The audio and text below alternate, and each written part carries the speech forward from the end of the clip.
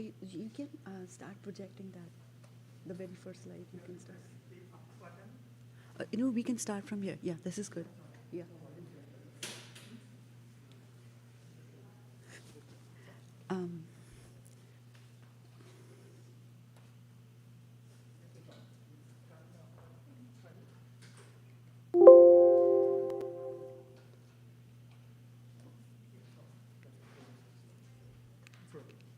Just let me know when we have to start.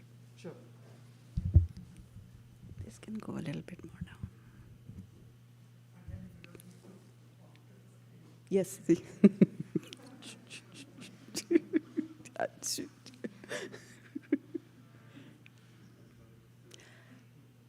I can be anywhere, right? Yeah.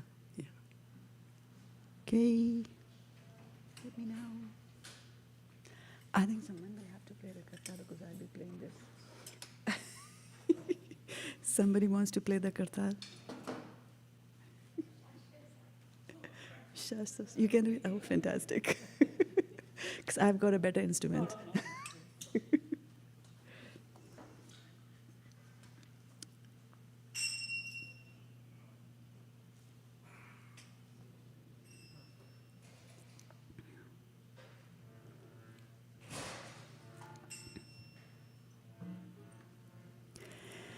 Om Ajnanatimandhasya Jnananjanashalakaya Chakshurunmilitam Yena Tasmai Shri Gurve Namaha Shri Chaitanya Manobhishtam Sthapitam Yena Bhutale Swayam Rupa Kadamahyam Dadati Swapadantikam Vandeham Shri Gurau Shri Yuta Padkamalam Shri Gurun Vaishnavamscha Shri Rupam Sagrajatam Sahagana Raghunathanvitam Tam Sajivam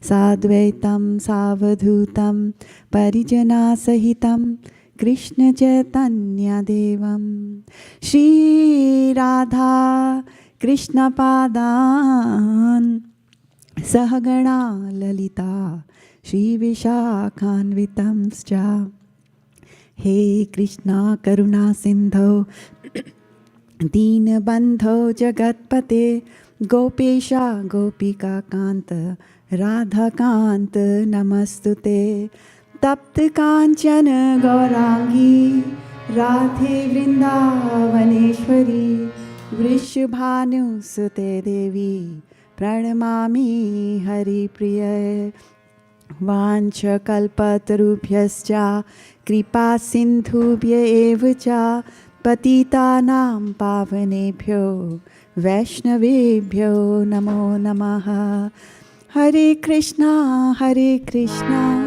Krishna Krishna Hare Hare Hare Rama Rama Rama Hare Hare Jai Shri Krishna Chaitanya Prabhu Nityananda Shri Advaita Gadadhar Shivasadi Gaur Bhaktavinda Hare Krishna Krishna Krishna Hare Hare Hare Rama Rama Rama Hare Hare Gaur Premanande Hari Hari Bol.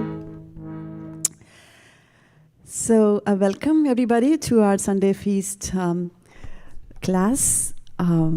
We are going to start with some singing, and today's agenda is to just spend the next hour and a half in the glorification of Krishna.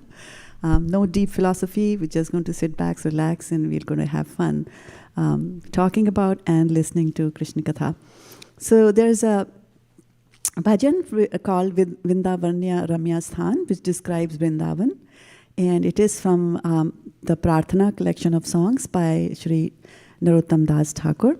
And what I'll do is, so that you can relish the song more, I'll first go through the translation for the song, right? So it starts with the beautiful place known as Vrindavan is the transcendental abode in the spiritual world and is composed entirely of divine touchstones. There are many enchanting temples bedecked with costly jewels. The royal swans known as Rajahamsa frolic in the waters of the river Yamuna, which surrounds their transcendental island. In the midst of the divine river is a beautiful golden lotus of 100 petals. And we have 2 more slides coming up, and I need some volunteers from the audience to read the translation for me. So I can see Bhakta Aiden going for the microphone. All right. So the next one for you.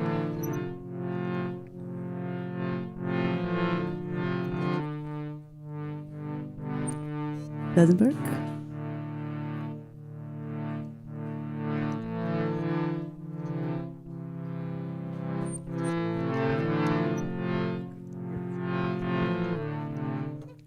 In the center of that lotus is a golden platform surrounded by 8 petals.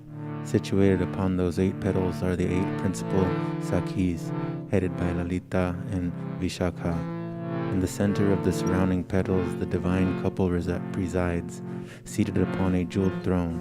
In the company of Lord Shama sits the beautiful Radhika. Thank you, Prabhu. Who's wants to go in next? Anybody? All right, Dilip Bhai Patel Prabhu, thank you so much for volunteering. So we'll go over to the next verse. Here you go. The waves of their beauty and sweetness are emanating showers of nectar in the form of their talks, which are filled with flood of laughing and joking as they address one another. Narottam Das says, "May this eternal pastime, overflowing with transcendental joy, be ever manifest in my heart." Thank you. So we'll go back again to the first slide. So Vrindavana Ramya Sthana Divya Chintamani Dhama Ratana Mandira Manohar Avrita Kalindi Nire Rajahamsa Kili Kore Tahe Shubhe Kanaka Kamal. So I'll say, and then you can repeat after me. Vrindavana Ramya Sthana Divya Chintamani Dhama Ratana Mandira Manohara. Vrindavana Ramya Sthana Divya Chintamani Dhama Ratana Mandira Manohara. One more time. Vrindavana Ramya Sthana Divya Chintamani Dhama Ratana Mandira Manohara. Vrindavana Ramya Sthana Divya Chintamani Dhama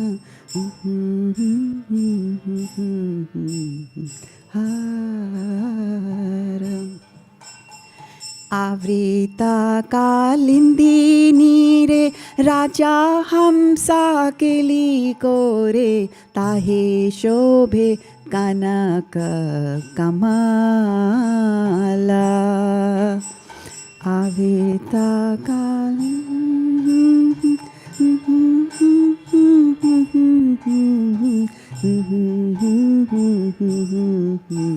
Kamala. Avrita Kalindi Nire Raja Hamsa Kili Kore Tahe Shobhe Kanaka Kamala. Avrita Kalindi Nire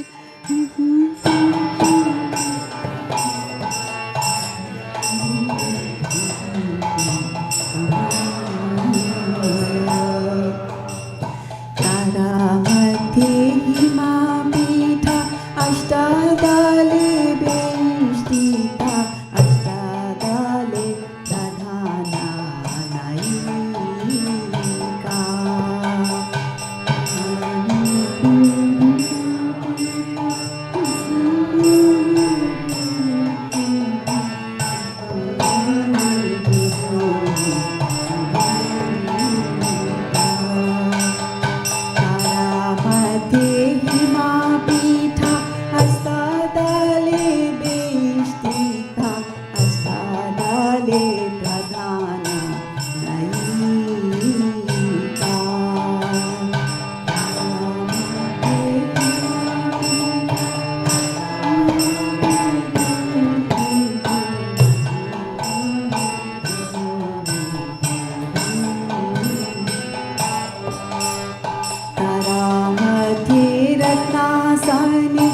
বসিয়াছে দুই জানে শ্যামা সঙ্গে সুন্দরী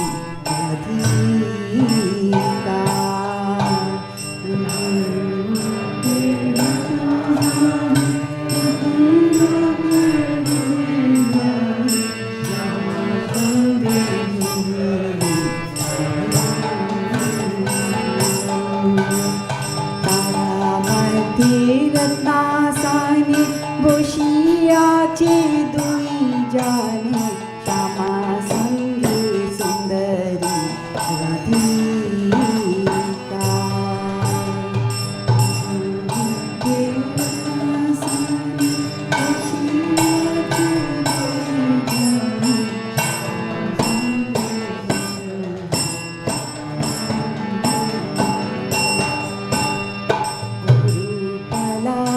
লাবণ্যারাশি আমি আপডিছে খাসি হাস্যা পরি হাস্যা সঙ্গ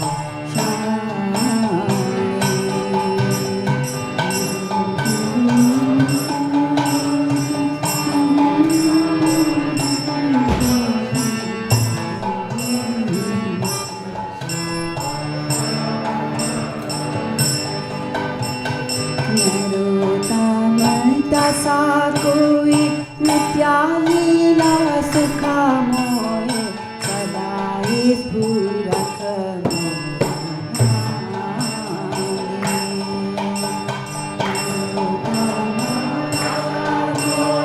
नित्या लीला सुखा मोहे सदा स्फुरत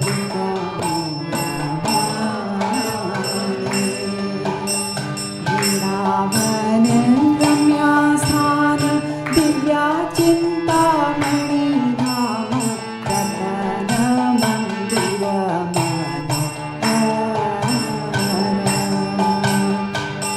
वृंदावन रम्या स्थान दिव्या चिंतामणि नाम रतन मंदिर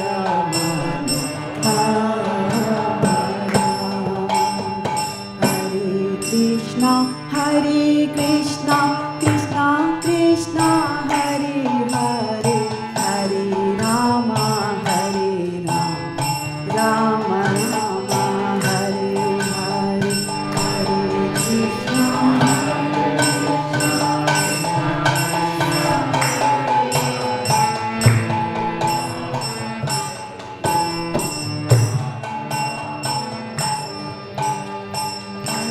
Krishna, Hare Krishna, Krishna Krishna, Hare Hare, Hare Rama, Hare Rama, Rama Rama, Hare Hare. Hare Krishna, Krishna Krishna,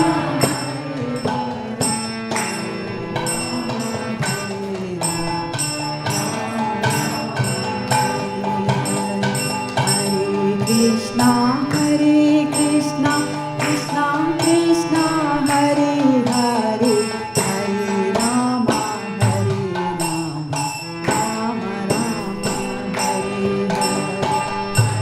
Krishna, Hare Krishna, Krishna Krishna, Hare Hare, Hare Rama, Hare Rama, Rama Rama, Hare Hare. Krishna, Hare Krishna, Krishna Krishna, Hare Hare, Hare Rama, Hare Rama, Rama Rama, Hare Hare. Krishna, Hare Krishna, Krishna Krishna,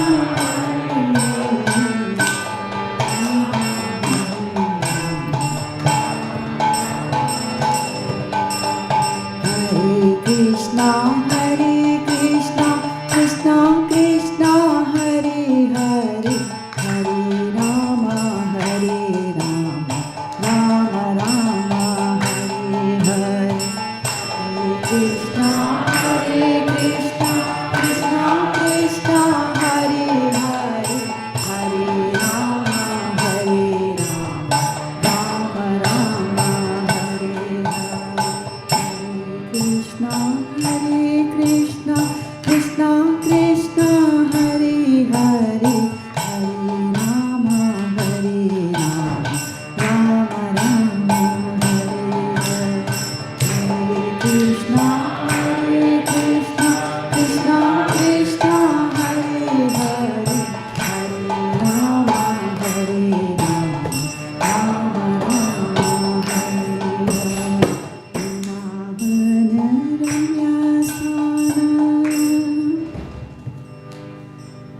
Today we are going to talk about the 6 opulences of the Lord. My name is Shraddha Devi Dasi, and thank you so much for joining us once again here. So, when we read the Bhagavad Gita, it really starts with Dhritarashtra Uvacha. It starts saying something and then follows with Sanjaya Uvacha. Sanjaya says something. And then Arjuna Uvacha, and then Arjuna Uvachas for quite a big time, for the whole of chapter 1 almost. And then when starts chapter number 2, we hear the words Shri Bhagavan Uvacha, right? So Vyasadeva doesn't say Kanhaiya Uvacha or Shyam Uvacha. He says Shri Bhagavan Uvacha, that way. When we read the Srimad Bhagavatam, also we read the word Bhagwan. We'll talk about that more. But what does the word Bhagwan actually mean? So Bhagwan is made up of 2 words, Bhag and Van. Bhag means opulence, and Van means one who possesses the opulence. And so what are the opulences that, Krishna has? He's got opulences. And this word Bhagwan was actually coined by Parashar Muni, who is the father of Vyasadeva. And we know that we follow the parampara of Vyasadeva, starting from Brahma and Padma Narada, like that. And so Vyasadeva's father, right, Parashar Muni, he had coined the word Bhagwan as one who possesses 6 opulences. Now, when you talk about 6 opulences of Krishna, it doesn't mean that he has only half a dozen opulences. He has got many, many opulences. Some of them are listed in 10th chapter of Bhagavad Gita, right? The opulences of the Absolute. So his opulences are infinite, but these 6 opulences are prime opulences of Krishna. And so we're going to go over these here. So this is from Vishnu Puran, 6.6, chapter 5, verse number 47. So it says, Aishvarasya samagrasya virasya yashasa sriyaha jnana vairagyayoschaiva sharnam bhaga itin gada. So now, I'll say and you repeat after me. Aishvarasya samagrasya Viryasya yashasa shriyaha Jnana vairagyo yoschaiva Jnana vairagyo yoschaiva Sharnam bhaga itin gana. And so let's see the word meanings. Aishwaryas means the opulences or wealth. Do you know of anybody who's wealthy? Any wealthy names?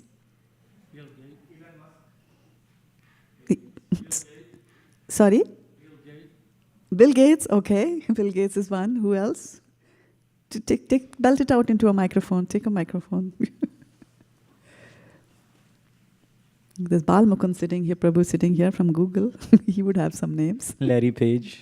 Larry Page. All right. So wealth. So right. Then samagrasya means in full. So how much wealth does Larry Gates have? Larry Page, sorry. How much is he worth? Around 150 billion. 150 billion? Okay. Can there be anybody more opulent than him? Yes? No? What about Indra? What about Brahma? So we are talking about these opulences in full, samagrasya, complete fullness, right? And virasya means of strength, having strength, and power. So one means somebody who has all these things. So Krishna is Bhagwan because he has strength to the fullest. Yashasha. Yash and yashashaha means of fame. Yash means fame. Shriya means what? Shriya means beauty. And Gyan is knowledge. And then Vairagya is renunciation. So Vairagyoho means of renunciation. Sharnam is 6, coming from Shat, right? Sharnam. Bhaga is opulence. And Iti, thus, Ingana, the division. So his opulences are divided into 6. His major opulences can be divided into 6. And these 6 are Aishwarya, Virasya, Yasha, Shriya, beauty, Gyan, and Vairagya. Okay. So full wealth, full, Samagrasya, full. Full wealth, strength, fame, beauty, knowledge, and renunciation. These are the 6 opulences of the Supreme Personality of Godhead. So when we look at any of these opulences in singularity, right? We take any opulence and we say, okay, let's take wealth. So we just now saw that, $150 billion of worth is not enough because there are people who beat that, right? So when we start to define the term God, we start thinking of, okay, wealth. So who is the most wealthy? And who has so that way the word most can be only one, right? It cannot be 2 there for the most. So by definition, one who is the most wealthy is defined as God, right? So similarly, one who has got the most strength is defined as God. One who's got the most beauty is defined as God. One who's got the most knowledge is defined as God, right? So when you look at beauty, immediately the film stars come to our mind, at least not to our mind. When we talk about, you are all devotees, when we say beauty, you all think of Radhika and you think about Krishna, right? But the general public, when you say beauty, immediately some Bollywood star will flash in their mind. So that's what we think the beauty is. They might be beautiful, but are they also the most knowledgeable? Maybe not, right? Or they might be most knowledgeable and might not be very beautiful, right? So there's this famous joke which goes around where Marilyn Monroe, who was a very beautiful actress, she said to George Bernard Shaw, I don't think she said it, but it's a story. For fun, she said that, let's get married and we will have a child who will have my beauty and your brains. And Bernard Shaw said, what about if he has my beauty and your brains? Right? So that's what it is. Nobody has got everything in fullness in themselves. So here we are defining. Parashar Muni in all his wisdom defined the word Bhagwan as that, right? Then we have beauty, knowledge. So you have wealth, you have strength, you have fame, you have beauty, you have knowledge, right? And after you have all of that, to be renounced from it all, how can you do that, right? If you have wealth, then it's very difficult to part with your wealth. Very, very difficult. If you have fame, it's very difficult to do that, right? So get rid of the fame. And that's why you see that people are, especially again, going back to the world of beauty, which is the film industry. People just cling on to the roles and, they want to be in the limelight. They want to be on the top and on the chartbusters and things like that. Right, but here we are talking about when one has got all these opulences to the fullest extent, right? Nobody can beat that. Then that is Supreme Personality of Godhead, right? Now, why do people, think about, or they always thinking about, or they're impressed about, and they try to follow and emulate beautiful people or smart people, right? Because it's the tendency of our mind to get attracted to beauty, tendency to get attracted to wealth, attracted to fame, and so on and so forth, right? So, if somebody has got everything in the fullest, you can imagine how attractive that person will be. And the words for attraction in Sanskrit is karshan, akarshan, and from there comes the word Krishna. So Krishna is the all-attractive. So Sutta Goswami says in the first canto of Bhagavad Gita, of Srimad Bhagavatam, and he's talking to the sages sitting in Naimisharanya, and they had asked him 6 questions, and one of the questions was about Krishna's pastimes and creation and things like that. So Krishna has multiple pastimes. He comes in various kinds of incarnations also to conduct his pastimes, and they said that, tell us about his scheduled pastimes, which occur at certain points in time. And so Sutta Goswami narrates all the different pastimes of all the various incarnations of Krishna, how he comes as Dhanvantari, how he comes as, various incarnations, Vishnu, and so on and so forth. And then he concludes and he says, Ete chamsha kala pumsan Krishnastu Bhagwan Swayam Indrari Vyakulam Loke Mridyanti Yoge Yoge. So he says, well, all these that I talked about before, these are just amshas, these are just parts of you, but Krishna, you are Bhagwan Swayam, you are the Supreme Personality, you are Bhagwan. Indrari Vyakulam Lokam. So the people of this world, when they become, oppressed by Indrari, the enemies of Indra, which are the demons. So when all the general public gets, distressed by the doings of the demons, then yuge yuge, millennium after millennium, you mridyanti, you come here to take care of them. So this is Krishna, this is Bhagwan there. And then, I've got the wrong translation here, the wrong verse, but I just translated that for you. And then, so like I was saying that Krishna, all this makes Krishna very, very attractive towards us, right? And we'll see how all these things happen, right? So we'll take these opulences one by one. So the first one was Aishwarasya. Anybody wants to take care of Aishwarasya?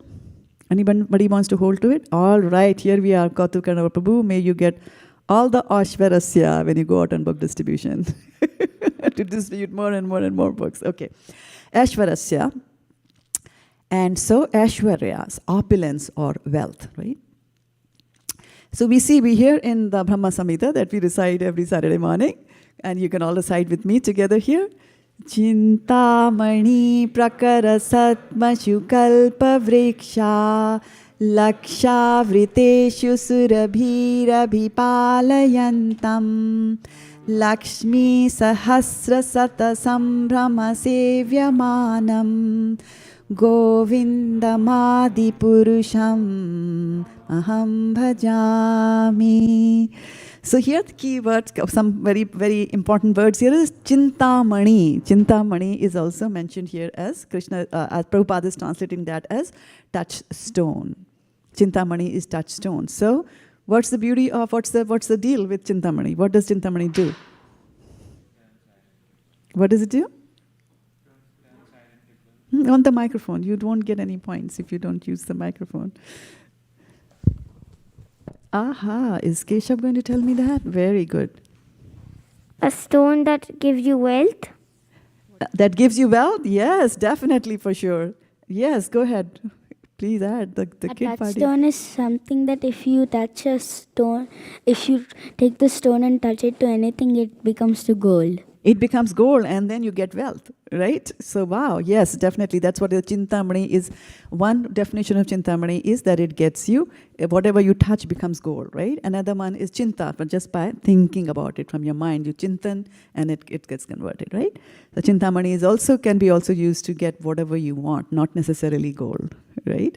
So Chintamani, right? Prakara, there are groups, not just one Chintamani. Here we don't even have a Chintamani. So there are groups of Chintamani, right? So they're describing where Krishna lives, right? So I remember when I used to work for Oracle, I was very fascinated. I wanted to know where Larry Ellison lives. Because he was very rich at that time. And I was like, oh, he lives in Arthurton. But I was like, wait, they won't allow you into his home. I was like, okay. So there were videos describing his home. There are videos describing Bill Gates' home as soon as he enters the gates and then drives a mile to his home inside. Then he can switch on some buttons and all the pictures on the screen light up and all those kinds of things, right?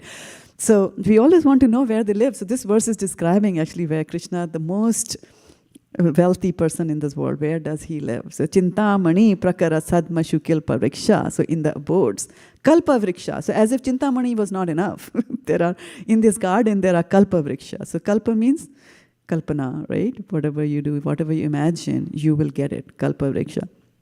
And as Vaishya Prabhu says that you have to be careful about kalpa vrikshas. There are kalpa vrikshas in Vrindavan also. And he said that, if you sit under a kalpa vriksha and you say, I want a bag of nails to fall on my head, then they will fall on your head. Right? So be careful of what you ask for. And so kalpa vriksha, Chintamani, kalpa vriksha is there, right? So they are desire trees. So whatever you desire, you will get. Right? So it's not like you want to eat food at home and then you open the refrigerator and there is no cheese and then you send the husband off like, go to Safeway and get some cheese, I want to make pizza. It's not like that. You're standing underneath the kalpa vriksha, you wish for cheese, and if you're smart enough, you will wish for the pizza, right? So that you'll get it straight. Right, so Chintamani, so that is there. Kalpa vriksha, right, of desires. Then Laksha means millions of Avrateshu, he's surrounded by what? Surabhis. So Surabhi cow. So you have Chintamani, you have a Kalpa Vriksha, and then there are the Surabhi cows. The Surabhi cows can give you milk, ahimsa milk, right? And so what's the deal with ahimsa milk? You have to go home and you get the ahimsa milk from here, make sure it doesn't spill in the car, and then you reach home, and then later in the night, Keshav says, I want ice cream. So then mommy will say, I have to boil the milk first, and I have to cool it first, and I have to cook it first, right? So, but Kamdhenu or Surabhi cow can give you ice cream straight. You want smoothies, you'll get them straight. You can get anything. You want an army, she will give you an army, right? So she is that powerful. And how many are there? Millions in there in his home, right? Thousands. And then what is happening that, there are also goddesses of fortune. Lakshmi are also there, and thousands of Lakshmis are there. And so thousands of Lakshmis are serving him, right? So this verse says that I worship Govinda, the primeval Lord, the first progenitor who is tending the cows. And who are those cows? The cows that yield all desire. And his house is built with spiritual gems. Our houses are built of brick and stone. His house is built of spiritual gems, and you can keep that in mind, right? We'll come back to it again later. Surrounded by millions of purpose trees, always served with great reverence and affection by hundreds and thousands of gopis or Lakshmis. So that's the kind of, opulence or wealth that he's surrounded by, right? And so when we look at Vishnu, who is an incarnation of, a portion of a portion, or expansion of an expansion of Lord Sri Krishna, so he has only one Lakshmi. And we in the material world are after that Lakshmi all the time. We try to please her, we try to bring her to our home. Come Diwali, we light up the home, we make to open all the doors. Lakshmi, Lakshmi, Lakshmi, please come into my home, right? But in Krishna's abode, there are thousands of Lakshmis. And in Vrindavan that we heard about, Vrindavan Ramya Sthana, we were singing. So over there, what are the Lakshmis doing? They are sweeping the floor. That's what they do. That's the kind of opulence that Krishna has. Always served with great reverence and affection by hundreds and thousands of Lakshmis or gopis over there in his abode. Right? So that is what his house is, right? But what else does he own, right? He's 150 billion, 29 billion, what is his? So Krishna says in the 10th chapter of Bhagavad Gita, in the Chaturshloki Bhagavad Gita, that is there, verse number 8. Aham sarvasya prabhavo matta sarvam pravartate iti matva bhajante mam buddha bhava samanvitaha. So he says that, aham, from me, everything emanates from me. So this Mahavishnu that you're seeing here lying in the causal ocean, and from the pores of his bodies, all these universes are coming out. This Mahavishnu is an expansion of Krishna, right? So if everything is coming out of Vishnu, and Vishnu is an expansion of Krishna, Krishna owns everything. Everything, all the stocks in the stock market, all the money in the bank, all the gold in your home or in the mines, everywhere, everything Krishna owns. Now, this is the beauty of Krishna, that he owns everything, right? So if I own an expensive car, give me the name of an expensive car. The most expensive car. What's the most expensive car? Oh, the kids are very knowledgeable. Tesla. Tesla, okay. Any car better than Tesla? Going one, going two, more expensive than Tesla? Rolls-Royce, okay. I can't even pronounce that name. I'm so not into car. One more coming? Okay. I think it's Lamborghini. I don't know. Okay. All right. Right? So that's the most expensive thing that we have. Now, suppose you have that Lamborghini. What is called Lamborghini? What's the Lamborghini? Okay. So suppose you have a Lamborghini, and then your neighbor wants to borrow that car. Will you give it easily? Or neighbor's son? Teenage son? Even your teenage son? We don't let them use the things that we possess, right? But Krishna owns everything, and he lets us use everything.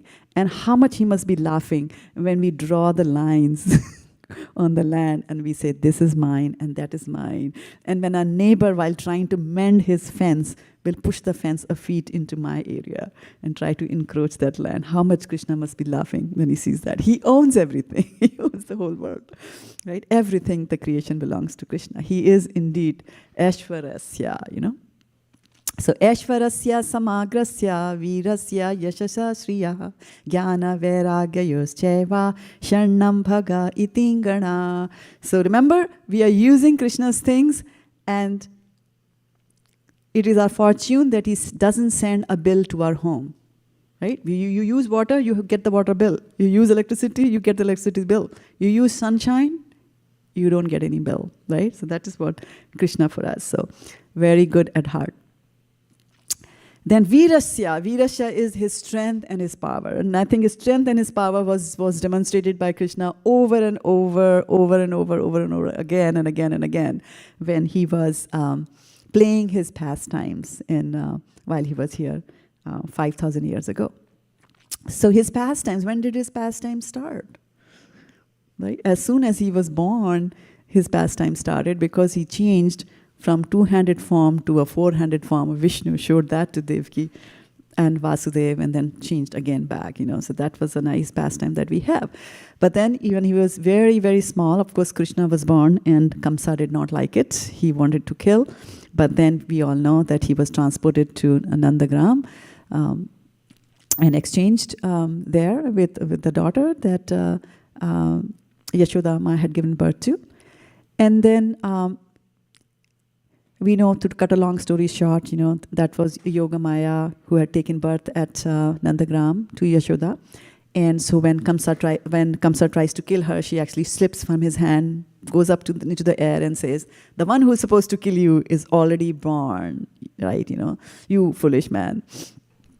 And so now Kamsa is very agitated, and so he's a king, and he's a cruel king. So what he does, he said, okay, if I can't find where that child is and when he was actually born and things like that, let's, you know, cut off the heads of all the newly born kids. That was the order that Kamsa gave when he was the king. So people followed his order. So they just went and started killing the kids. And so then his sister, Putana, was also a demon. And so Kamsa said, now go there, and there is a newborn child there in Yashoda and Nanda, so go there and kill him. So she goes there.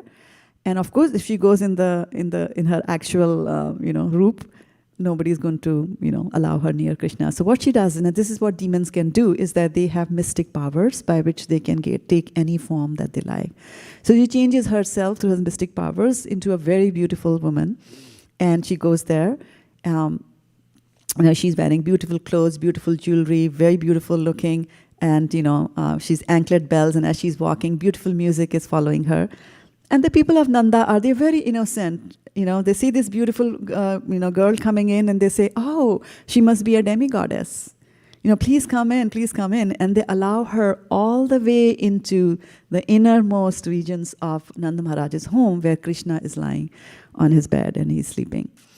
And so her plan was to smear her breasts with poison and to feed Krishna. So in those days, it was quite common for people to feed other people's children like that. So nobody says anything to her. She goes inside and she picks Krishna up and starts to feed Krishna. Now Krishna understands, of course. How old was Krishna at that time? Go ahead.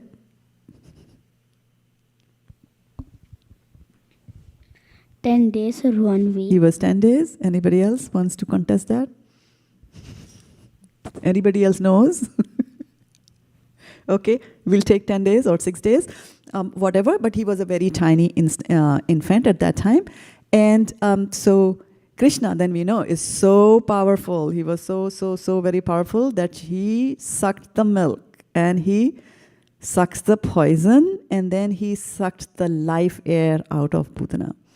And when he started sucking the life air out of Putana, then Putana realized that, oh my God, what is happening? This is not an ordinary child. And she was, shouting, Muncha, Muncha, Muncha, leave me, leave me, leave me. But Krishna did not leave her. And why? Because once Krishna catches you, he never leaves you. So that's the thing for us to take, right? So he was not going to leave you. And but the beautiful thing is that while Krishna, when she was giving him poison, Putana, Krishna closes his eyes. And he's closing his eyes and he's thinking that, what good deed has Putana done in her previous birth to be able to come and, breastfeed me? He's thinking about that. So Krishna closes his eyes. And one of the things that we'll have to learn from this, yes, Krishna is very powerful, but also Krishna has got this good quality of closing his eyes to the bad qualities that we have in us. And he only looks at the good qualities.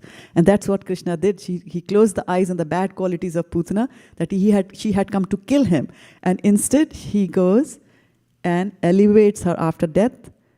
Putana goes and she's elevated to the Golok, where she's there as a dai or as a nurse, like that. So that's Krishna, there. Virasya. More examples of Virasya. We can go on and on about Virasya. This is Krishna again, a little bit older, and then the demon comes in the form of a card, right? So he's known as, what's the Sanskrit name for the card demon? Yes. Shaktasura. Yes, for 500 points. Shaktasura. And how does he break the card, or in other words, kill the demon? How does he break the card? He had to put dynamite underneath it? How did he do that? Okay. Today evening is dominated by kids. After all, it's kids' pastime. Krishna's kids' pastime. Go ahead. He sat there and I think he used his weight to break. He used his? Weight. You used his weight. And how much did Krishna weigh? He's a small child, right? But he's not an ordinary child, so because he's God, he can weigh how much ever he wants. Yes. Yeah, so that by killing somebody else by his weight, he did that for another demon, right? For this demon, what he did was, he's a small child, right? He's just lying on his back. And you know what kids do when they're lying on the back? They cycle in the air, right? With the legs, they're moving the legs. And with just one little nudge of his leg like that, and then the whole cart comes falling down. So he is so powerful, right? He's got so much of strength in him. Okay, good. And then next one. And are we out of power here? Okay. Oh, right. Maybe it was not working. I have to point it there, is it? Okay. There? Okay. And then, of course, he grows a little older now from the age of 6 months to older to now he is 6 years old, and he lifts the whole Govardhan hill. And which hand? Left hand. And with which finger? The pinky finger, right?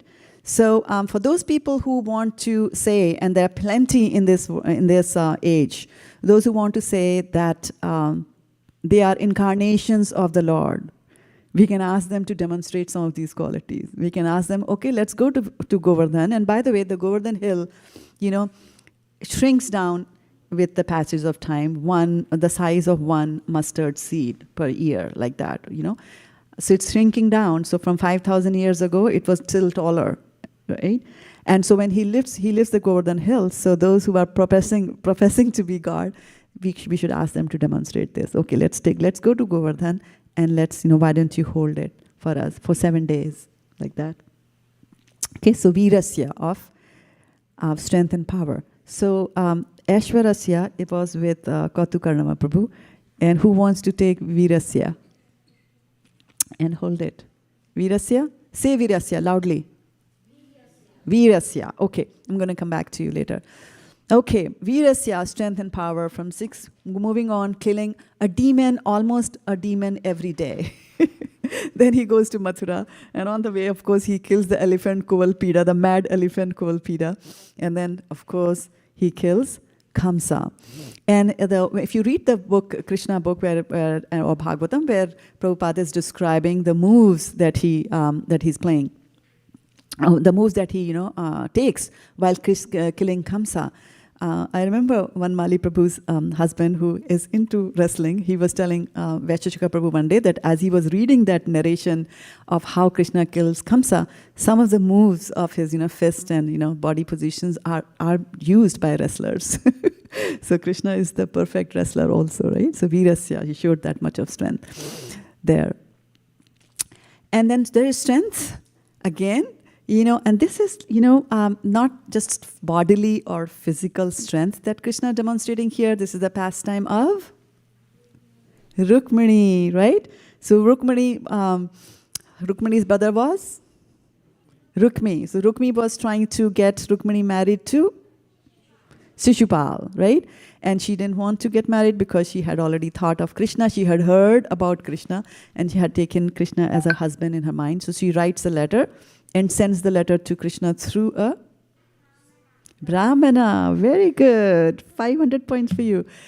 And so she does that. So she sends a letter, and then Krishna, of course, that was the thing, that if a woman in those days, reached out to a man for help, the Kshatriya was supposed to help them out. So Krishna shows his valor and then comes and rescues Rukmini and takes her away and makes her his wife later on, right? So Virasya. And then we see in the first chapter of Bhagavad Gita where we are describing the battlefield of Mahabharata. And so Dhritarashtra is saying, Dharam Kshetre Kurukshetre Samveta Yuyutsava. So in the battlefield of Kurukshetra, what are these guys doing? What are these guys doing? Of course they're fighting. They're getting ready to fight, right? So they then start describing how Duryodhana is going there. All the armies are arranged. He's looking at the military formation. Okay, this is the strategic location, this and that, right? And then he looks at, Bhishma Pitama is there. So Bhishma Pitama starts, he's the elderly gentleman. So he starts with blowing his conch shell. And then, it's a very nice description in the Bhagavad Gita, almost like, we watch a movie where the hero comes in a car, So similarly, Krishna and Arjuna, they come in chariot, right? Tata shveter haryer yukte mahati sthandane stitao madhava pandavascheva. So it says that he comes in a very powerful mahatim, powerful and great and big, and an opulent chariot. Right? And it's drawn by white horses. So you can imagine how beautiful that chariot is. And it was given as a gift to Arjuna.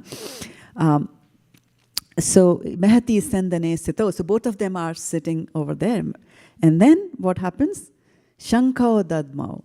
So they take out their conch shells and they start blowing the conch shells there, right? So before that, Bhishma Pitama had blown his conch shell. Others had also blown their conch shells. There were kettle drums, different kinds of drums, anakdundubis, you name it, people were all blowing it. But the idea was to, get ready for the fight. And we also have to remember that during those days, the wars were fought on a very, proper guidance and proper rules and regulations.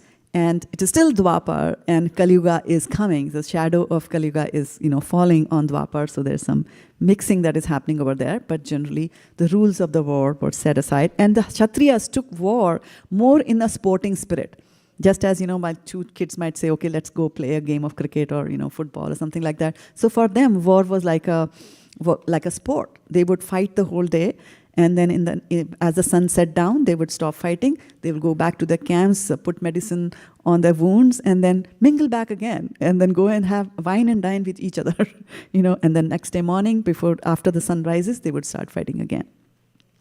So this is what was happening there. And so these conch shells were blown, and Singanadam, as if lions were roaring, So that's how it's described in the first chapter.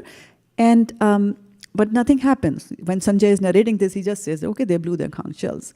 But when it comes to the conch shells that were blown by the side of the Pandavas, first, Krishna and Arjuna blow their conch shells, followed by so many others. They're listed there. But then Sanjay says, Hridayani Vidaryat. So what happens is that when these conch shells are blowing, it shattered the hearts of the Kauravas. So that's the kind of strength that Krishna has, that even if he blows some air, that air coming out of his conch shell is sufficient to shatter the hearts of people. Okay? So virasya, of strength and power. So it's a lot of strength and power you're holding today, right? You took virasya. Good for you. So Virasya. So we talked about Krishna demonstrating his pastimes. Krishna explained in the Bhagavad Gita, there's power there. But then if we look around us, now you might just say that, oh, I was not there 5,000 years ago. Show me the power of Krishna here in this material world where I am. And okay, so just look around, right? So what's the news these days of California? Earthquake. All right. Okay. Right. So you can see, you just have to look at the nature around you to see the strength of Krishna. Right. So you can have a thunderstorm. You could be struck by lightning. Anything like that can happen to you. Anytime. Right. What is this? Tsunami, right? Tsunami, and imagine tsunami starts with an earthquake underneath the sea, right? Floods.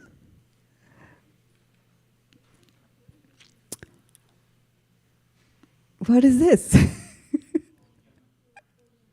Looks like a volcano, right? Okay. This for sure is a volcano. So when you look at that, when you look at and stand in front of the volcano, maybe a dead one, not an active one. And then we realize the power of Krishna, how much strong he is, right? Or you look at the beauty of Mother Nature also, right? My idea was not to scare you on a Sunday evening. The beauty of Mother Nature, how beautiful this is, right? Look at the mountain, how tall it is, right? From there, you can see if somebody is making these kinds of things, how strong they must be, right? If we have to make 600 puris or chop, pounds of vegetables as Sukumal Radhe Mataji organizes on the festivals, at the end of it, we are all like, my hands are hurting, my hands are hurting. Imagine what it takes to create these kinds of objects, right? And it's beautiful. He's created beautiful things, right? And we like beauty around us. We like to have beautiful things. We don't like the volcanoes and the earthquakes and the floods around us. But we know that this is for fact. These are things that are going to hit us sometime or the other in our lives, right? So that is why we just go to Devi Dham and we go to Durga and we say, please, please, please protect us, protect us. The 90% of the people are, praying for Devi. But what does our Brahma Samhita say about this? It says, come on with me. Shrishti Sthiti Pralaya Sadhana Saktireka Chhaye Vayasya Bhuvanani Vibharti Durga Ichhanurupamapi Yasya Chachestate Sa Govindamadi Purusham Tamaham Bhajami. So here they are describing the position of Maya or Durga. It says the external potency Maya, who is of the nature of the shadow of the Chit potency, is worshipped by all people as Durga, the creating, preserving, and destroying agency of this mundane world. And I adore the primeval Lord Govinda, in accordance with whose will Durga conducts herself. So it's very, very important thing for us to note is that Durga is not on her own. Durga does cheshtasa, right? Whatever cheshta, whatever endeavors Durga are doing, it is according to Ichha Anurupam. Ichha means the desire. Whose desire? Govindamadi Purusham, right? So that Govindam, whatever he desires, Durga is just going to mete it out. She's just going to do that for him, right? So that if that is the situation of Durga, whom we worship and we're very worried about and we think is going to solve our problem, imagine how, powerful Krishna is. She's just like a servant of Krishna carrying out his wishes there. So let's go back again. Eshvarasya samagrasya virasya yashasha sriyaha jnana vairagya yoseva sharnam bhaga itin gana. Full wealth, strength, fame, beauty, knowledge, renunciation. These are the 6 opulences of the Lord. Okay. So yasha. Yasha is fame. How famous is Krishna? Do you think? How famous is he? Very famous. Very, very, very, very, very famous. He's all famous. He's Bhagwan. He's all famous. He's most famous. right? So it's an interesting thing, as you note, that famous, name me some famous people. Okay.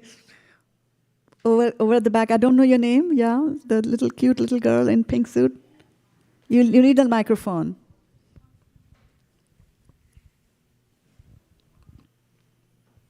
I'm Sanvi, and somebody famous is the president, like Joe Biden. Oh, okay, President Biden. All right. So who was the president before that? This is a question for okay, yeah, for a little older. Yeah, go ahead. Who was president before Biden?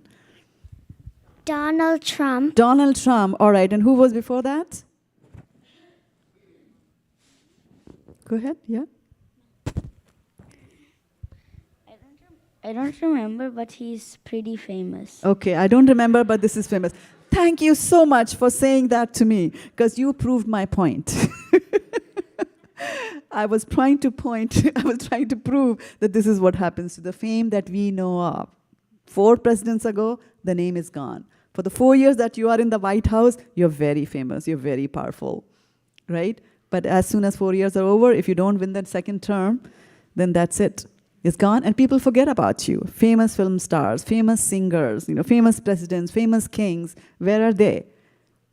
Right? Prithvi says that, in Srimad Bhagavatam, she says, all these kings, they fight over each other and they die, right? And they are gone into oblivion. Krishna, forever, he's so famous, right? Take any best-selling book. Any best-selling book that is there, how long does it stay on the New York bestseller list? Right? Maybe 1 year, maybe 2 years, right? Like that, right? But when it comes to the Bible, how many years? 2000 at least. When it comes to Bhagavatam, millions of years.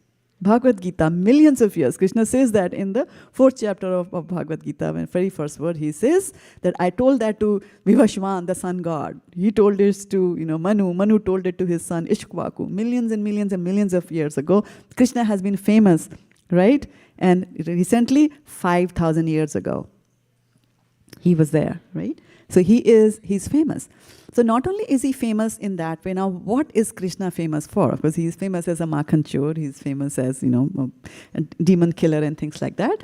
But he's also famous as, the one who said, Kaunteya prati janehi name bhaktya pranashyati, right? So he's asked his devotee, Arjuna, to say, declare it boldly that my devotee never perishes. And we see that examples of that over and over again.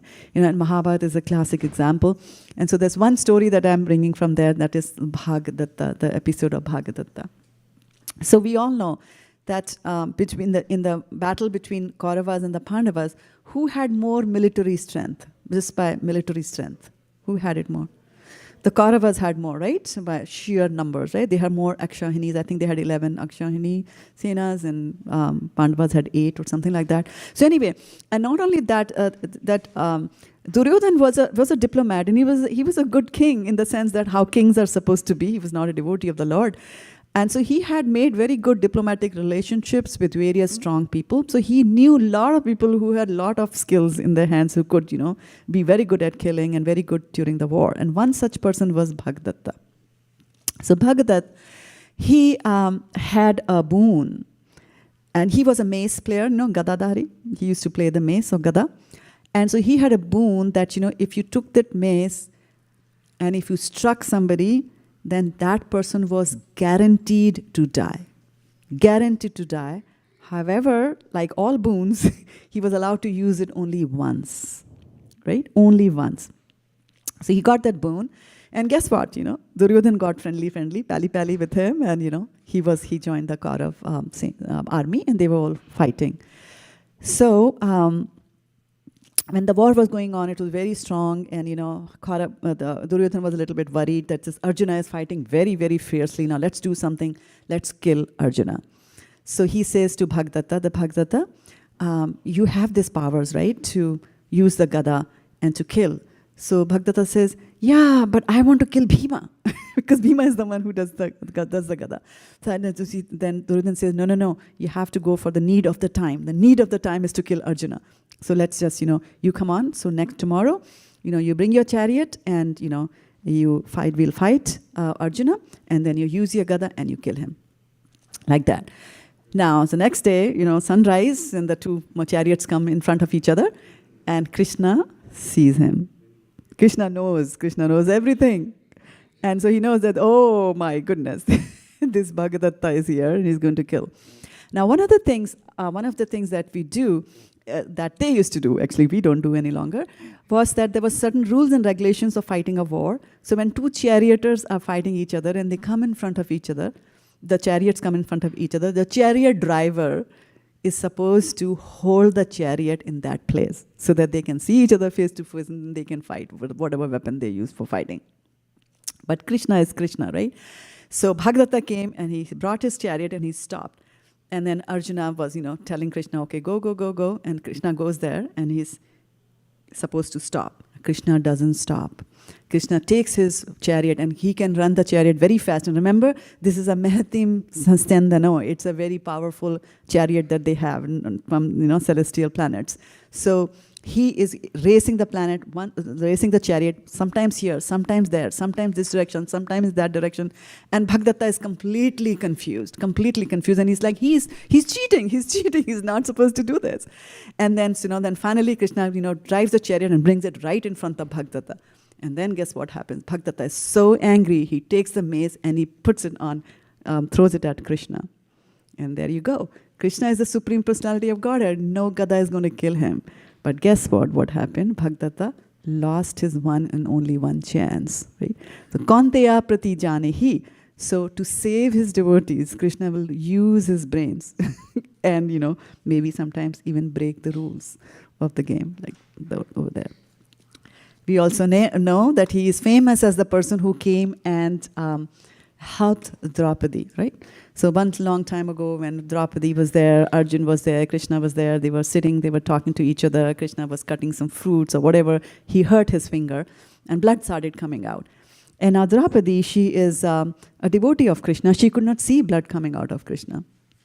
So immediately, she, while others ran to get some piece of cloth, she took her sari and she tore the sari and she made it into a bandage and tied it to the hands of Krishna.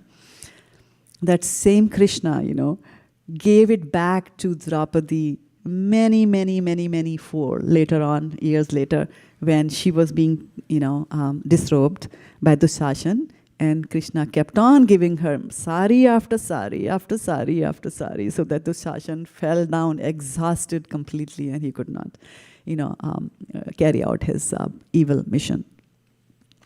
So he's famous for doing that, right? He's famous. Now here's the interesting thing about Krishna's fame, right? So Krishna became famous for this, Krishna is famous for that, Krishna is famous for this. But anybody who associates with Krishna also becomes famous, right? So Kamsa, the bad king, was always thinking about Krishna. I want to kill him. And just because, he was involved in that play, right? He was involved, of course, Krishna ultimately killed him. But millions of years later, or at least now, 5,000 years later, we also remember Kamsa. Just by association of Krishna, just because he was in the vicinity of Krishna or in his playing a role in Krishna's play, Kamsa also becomes famous. But that's not the kind of fame that we are looking for, we should be aiming for, right? We don't want to be ill-famous or infamous. The fame that we are looking for is kind of fame that the real fame for us, right? I mean, we were impressed by Krishna, he's all famous. The real fame for anybody, a real famous person is a person who is known as a devotee of the Lord. If you're known as a devotee of the Lord, that is the right fame. It doesn't matter you are the best guitar player, the best tap dancer, you're the president of America, people are all going to forget that. But if you are a devotee of the Lord, people still remember Jesus Christ and people still remember Srila Prabhupada, like that, right? So Yashaha, who wants to take Yasha? Fame, anybody wants to take? Maybe some adults can take there. Kids are grabbing it all. Okay, Prabhu. Yeah, okay, good, Prabhu. Thank you. Good to see you here. Okay. Ashvarasya samagrasya virasya yashasa shriyaha jnana vairagayos cheva sharnam bhaga iti gana.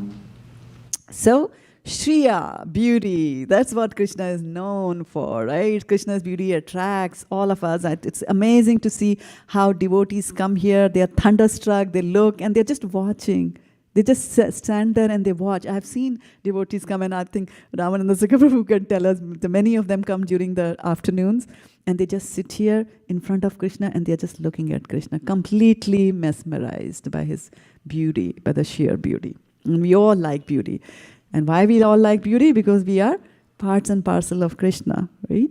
So, a verse once again from Sri Brahma Samhita 5.30. Again, something that we sing every day. Venun Kvarnantamaravinda Dalayataksham Barhavatam Samasitam Buddha Sundarangam Kandarpakoti Kamaniya Vishesha Sobham Govindamadi Purisham Tamaham Bhajami. So I worship Govinda, the primeval Lord, who is adept in playing on his flute, with blooming eyes like lotus petals, with head decked with peacock's feather, with his figure of beauty tinged with the hue of blue clouds, and his unique loveliness charming millions of Cupid. Now, we know Cupid is one who makes people fall in love, right?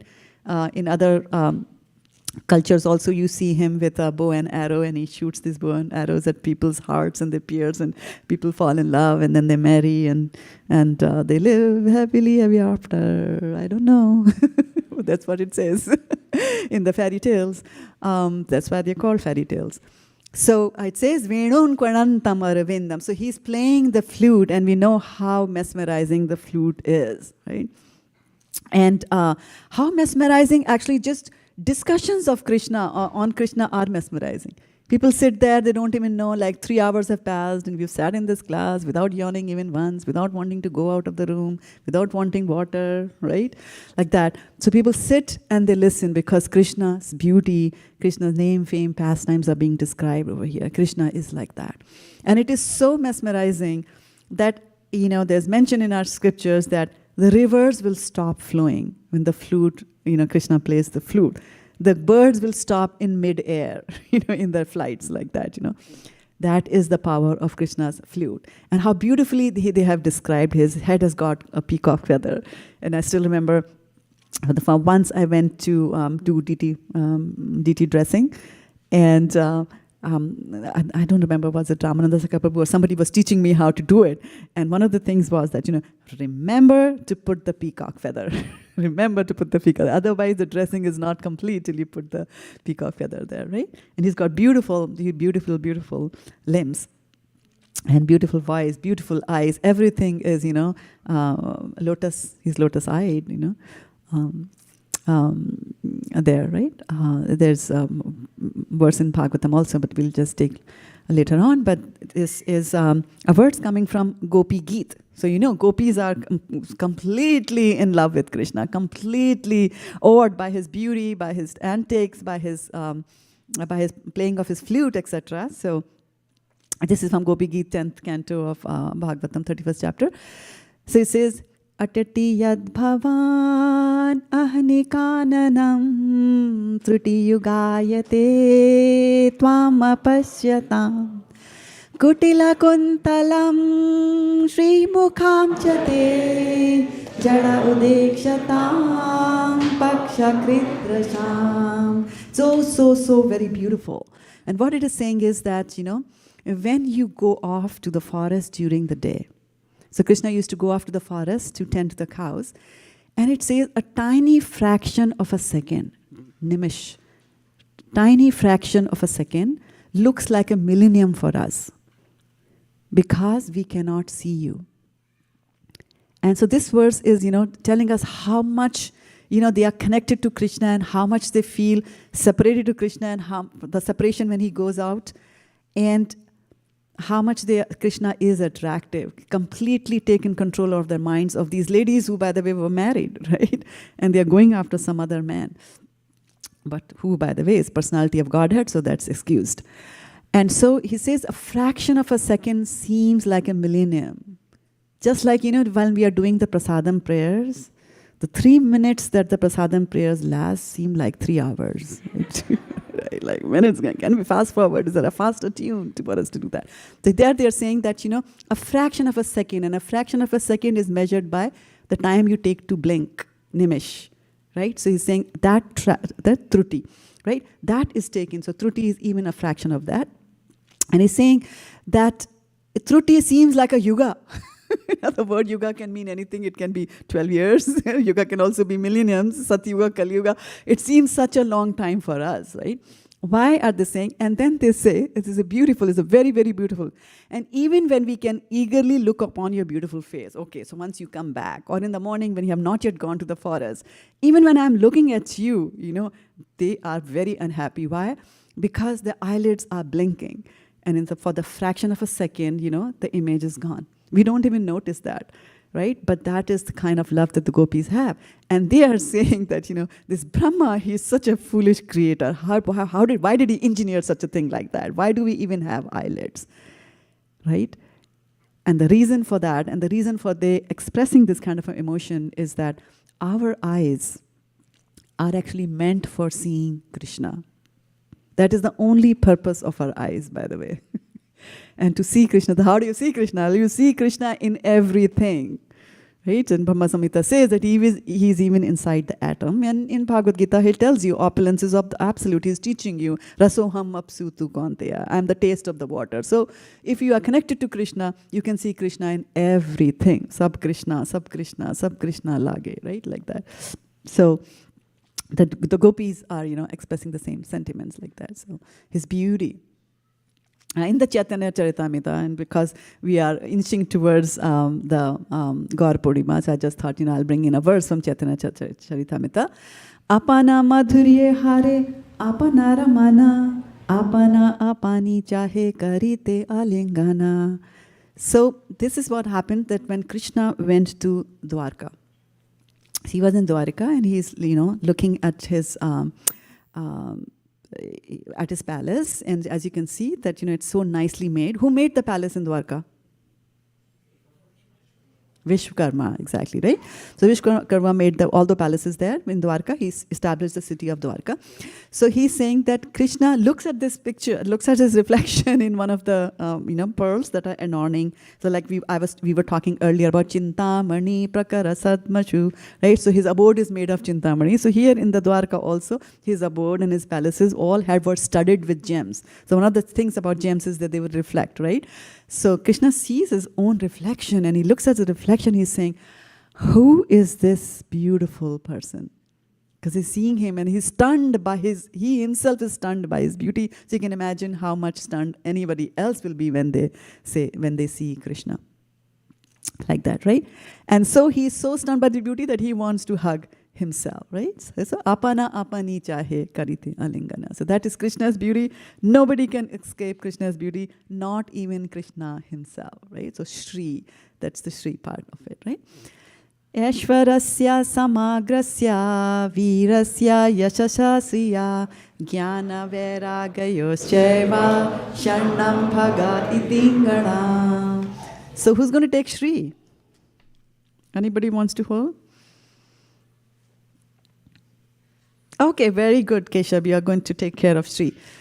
All right. So, but one of the things about Shri to remember, Keshav, is that we were talking about the external, right? External beauty, beautiful eyes, beautiful, nose. His, feet are like lotus. His hands are like lotus, and so on and so forth, like that, right? Kunti Maharani also plays, right? But we have to remember that outer beauty will attract you. Anybody's outer beauty is going to attract your eyes, right? Attract you. But the inner beauty which is there, that's the one that's going to captivate you. Captivate is to, and it's a very interesting thing about captivating. Captive means to, imprison someone or to make him a captive, right? To put him or her under your control. So inner beauty captivates it. And such is the captivating beauty of Krishna, is that Krishna is not going to put you in a prison. He doesn't make that endeavor of putting you into his prison and saying, okay, now you become my devotee. He doesn't do that, right? But the beauty is that we also don't want to run away. So we come here to the temple, Krishna doesn't tie us with a rope. but we just don't want to leave and go back home. That's the beauty. That's the real beauty that captivates our hearts and captivates our mind and captivates and takes over our life like that. So full wealth, strength, fame, beauty, knowledge, and renunciation. These are the 6 opulences, and we have covered quite a few of them here. So jnana is the next one, jnana of knowledge. So we know that Krishna is knowledgeable. Of course, he's Supreme Personality of Godhead. By that definition, he knows everything more than everybody else. And he can do anything that anybody else can do. So I remember when I was a kid in school, we had a day set aside, which was very good. I was 16 last year in school, and it was a convent school. So they had a day where they said, we're only going to talk about God, because you're never going to get a time again in your life where you will have 6 hours to talk about God. And they were very true. For the next few decades of my life, that was very true till I came here to ISKCON. And then, of course, 6 hours of Krishna's katha is nothing. You want 24 hours of it. But anyway, it was very good. And during the question and answer session, we were asked to put questions and write them in a slip, and then the teacher would pick them up and answer. So the first slip that came out, some naughty kid had asked that question. He said, can Krishna build a wall so tall that he cannot climb it? What kind of a question is that, right? So everybody laughed, and of course that child was scolded. During those days you could scold. But now when we hear Krishna Katha and when we hear our philosophy, I got the answer to that question, that can Krishna build a wall as tall as that he cannot climb? Yes, he can build a wall as tall that he cannot climb. Well, but then that's a not against Krishna. We never say, for Krishna everything is a yes. How can you say a no for Krishna that he cannot climb? Well, the thing is that Krishna is forever expanding. So all this wealth, fame, beauty, etc., they're all expanding. So today he builds a wall that he cannot climb, and the next moment he expands and he climbs it over. And then he can build another one that he cannot climb for all that you want, right? So Krishna is, similarly in the jnana and knowledge. When he came here, he did go to his teacher, Sandipan Muni, as you see in the picture, and they were studying because he wanted to set an example to others that you should have a spiritual master and you should go and study.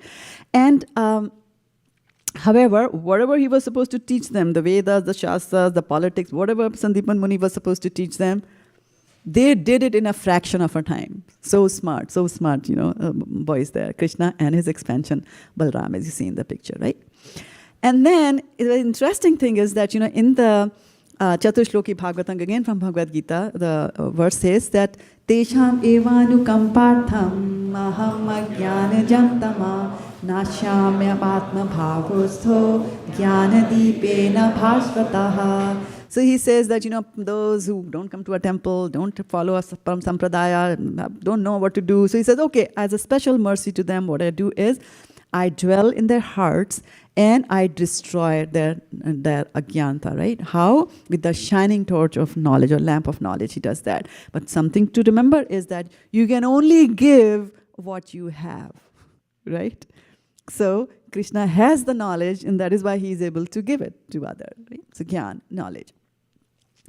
And then again in 15th chapter he sings Sarvasya chaham hidi sannivishto mata smritir jnanam apohanam cha vedescha sarve rahamev vedyo vedanta krit ved videv chaham. So I am seated in everyone's heart, and from me comes remembrance, knowledge, and forgetfulness. And this is very, very important. If we want to forget Krishna, he will give you the forgetfulness. If you want to remember Krishna, he will give you the remembrance. Both of them come from him. And he says, Vedescha sarver aham eva vedyo. From all the Vedas, I am to be known. Well, that's fine. But he also says, I am the knower of the Vedas. And the knower of the Vedas means I know the Vedas. It's very difficult to understand. I mean, Srimad Bhagavatam, when you try to give a Bhagavatam set to people, you can tell us, Kathyakanva Prabhu, yes. What? 18 volumes? I have no space in my house.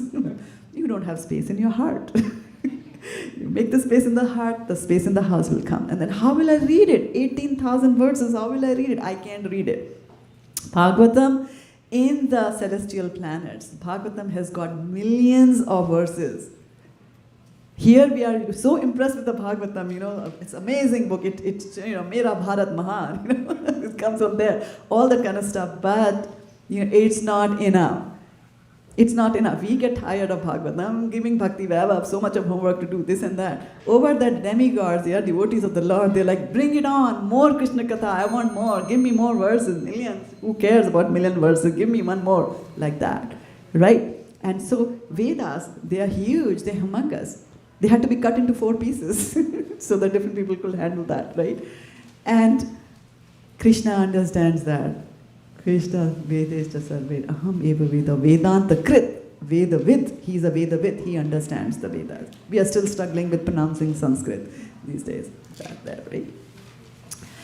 So Vedaham, and then, of course, Krishna knows everything. And then, again, 4th chapter of Bhagavad Gita. I'm teaching that to some of the devotees these days. So it struck my mind that, when Krishna says, I told it to the sun god Vividvan, and I told it to this, I told it to that, and Arjuna is saying that, how could you tell him he's so older than you, sun god is senior to you, how could you tell that? And then Krishna says, but you were also there and I was also there, and you don't remember, but I remember. And then later on in the 7th chapter, he says, Vedaham samitittani vartmanani cha Arjuna bhavishyami cha bhutani mam tu vedana kaschana. So he says that whether it's the past or the present or the future, I remember everything, but you don't remember that, Arjuna. And that's the difference between the minuscule jiva soul and the Supreme Personality of Godhead with the 6 opulences.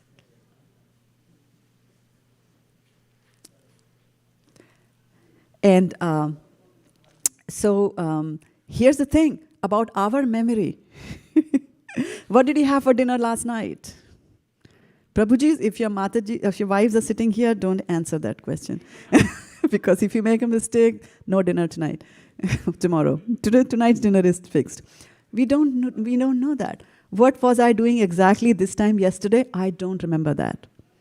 But Krishna, his memory is amazing. Bhavishyani cha bhutani, mam tu vedana kaschana. Right? I remember all that and you don't. So knowledge, Krishna is knowledge. So much so that Sutta Goswami, again to the sages of Naimisharya, says, Krishne swadham upagate dharma jnana dibi saha kalo drishta nisham esan punar arko adhuno uditaha. So he says, Krishne swadham upagate. Krishna has gone back to his abode. He's wound up his pastimes. He's gone back. And with Krishna, what else has gone? Dharma jnana di. Dharma has also gone and Gyan has also gone, because now there's nobody as powerful as Krishna to be able to impart that knowledge, because Krishna gave knowledge to Arjuna so that we all could get the Bhagavad Gita like that, right? So, Jnana. Who wants to take Gyan? Any Gyanis here? Only Bhaktas, right? Gyan, Krishna Gyan. Anybody wants to take Krishna Gyan? You want to take it? Gap? Okay, good. What's your name? Saumya. Okay, Saumya's taken Gyan. Very good. Krishna Gyan. Ashwarasya samagrasya virasya yashasa shriyaha jnana vairagyayoscheva sharnam bhaga itingana. So then we come to the last one, that even after he has all those wonderful qualities, he is the most renounced person, which is very difficult for us to renounce. Anything, whether it is wealth, it is health, it is relationship, anything that is mine, that belongs to me, right? Me and mine. Dhritarashtra says in the opening of Bhagavad Gita, Dharma kshetre kurukshetre samveta yoyotsava mamaka pandavascheva mamaka, mine, right? Mine. So me and mine, very difficult to give it, right? Radha Prabhu, who just walked in, was telling me the other day that at one point in time, somebody, when he used to earn 2,000 rupees, decades ago, he was easily able to give 500 rupees to somebody who asked for it. It's a very difficult thing to do. Very, very difficult thing to do, but people, do it. So Krishna has got vairagya or renunciation to the complete and to the extreme. Extremes that is there. And this is a very nice story of gopis, and Krishna tells them that, there is Durvasa Muni on the other side of Yamuna, and you should make some nice, good food for him and get his blessings. Now, this is not the Durvasa that we know, the one with the temple. This is another Durvasa. And so that the gopis make nice, food items for him, but then they can't cross the Yamuna river. So they said, well, how do we cross the Yamuna river? So he says, okay, now here's the mantra. You can give the mantra that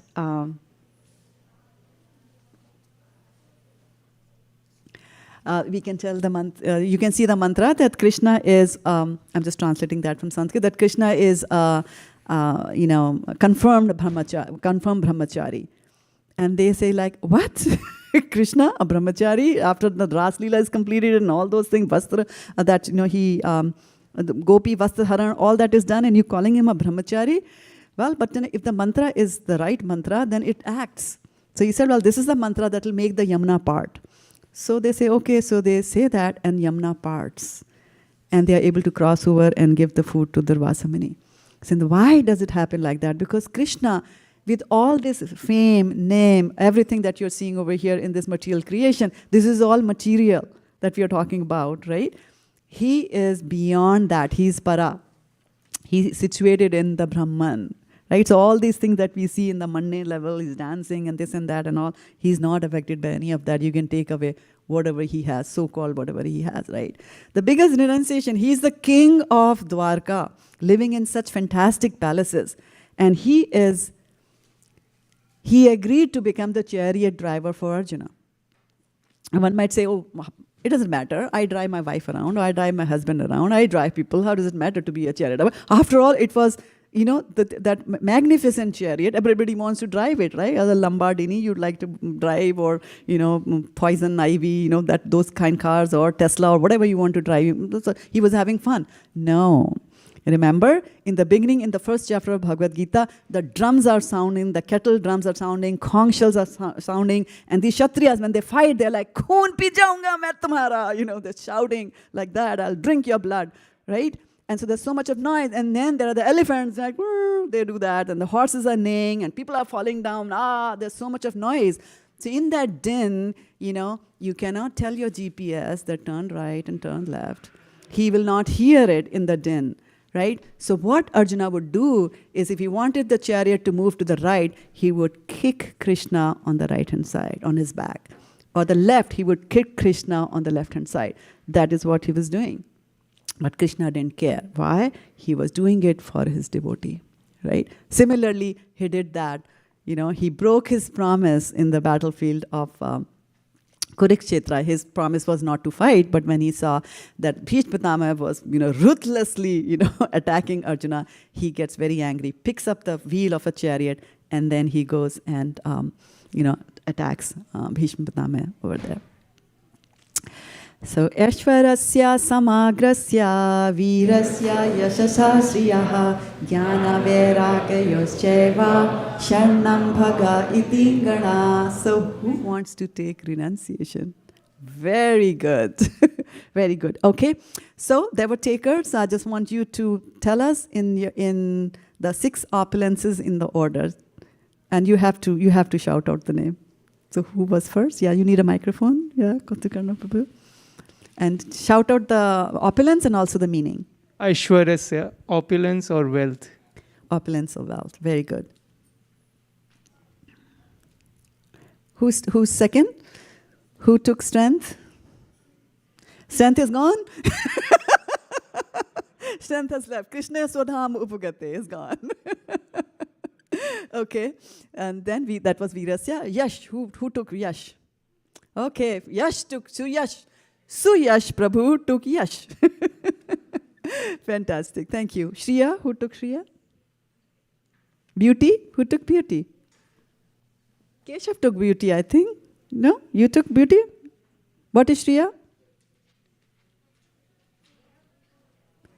Yeah, you have to switch it on. Shriya, beauty. Shriya means beauty. Okay. And what's the next one? Who took Gyan? Samya. Jnana is knowledge. Now Jnana is knowledge. And what was the last one? Vairagya, very good. Renunciation. Renunciation, very, very good. Okay, so here is Krishna in all his beauty with his 6 opulences. And if we, the thing to notice about these opulences are that these are infectious, right? If you come to Krishna and come closer to Krishna, you will get the beauty. You will get the beauty here. You will get everything. You will get fame. You'll get name, you will get strength, you'll get everything, all the opulences that Krishna has got.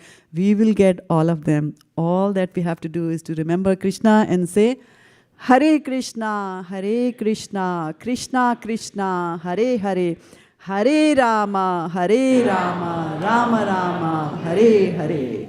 Okay, so we have just a few minutes left for 5 o'clock before we start the Gaur Aarti.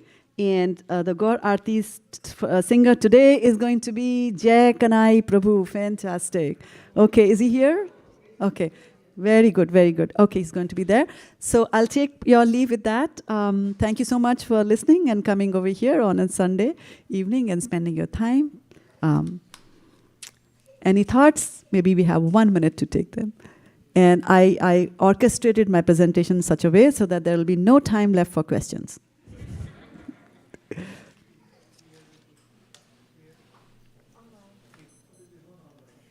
There's online? There are questions online? Yeah, please go ahead. We have only 1 minute though.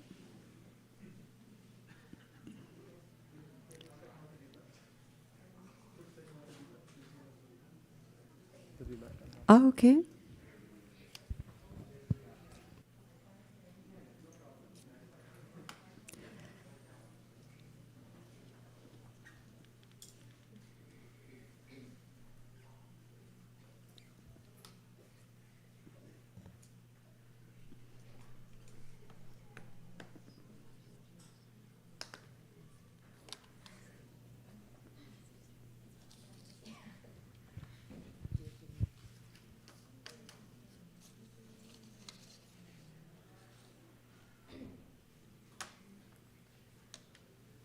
Technical glitches? They're not here? Okay, that's fine. Okay. All right, then we will do what we do every time. We'll quietly get up together, put away all the mats over here, and then use the dance floor and dance for Krishna. Hare Krishna.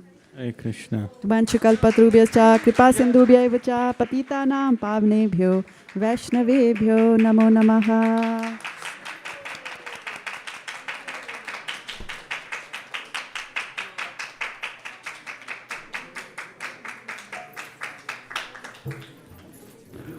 Yeah.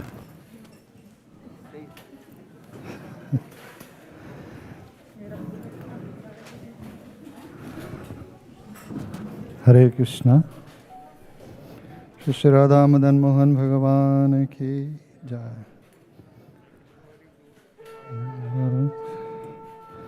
Namashreshtham manamapi sachiputram matra sarupam Shri Rupam tashagrajam rupurim mathurim gostavatim Shri Radha Kundam Girivaram Mahoradhika Madhavasam Prapto Yasya Prathita Kripaya Shri Gurum Tam Natosmi He Guru Jnanada Dina Bandhu Swananda Data Karunaika Sindhu Vrindavana Sena Hitavatara Prasida Radha Pranaya Pracharo He Dinabandhu Karunaika Sindhu Kuru Prasadam Maimandamudhe Lakshaparadhe Bahupapagadhe Tatpada Padme Stumatischa Krishne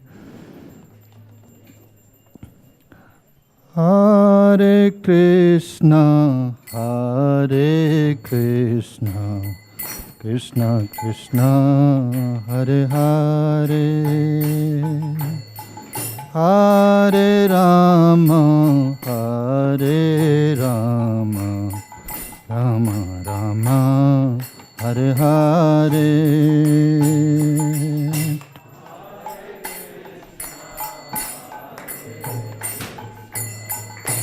Krishna Krishna Hare Hare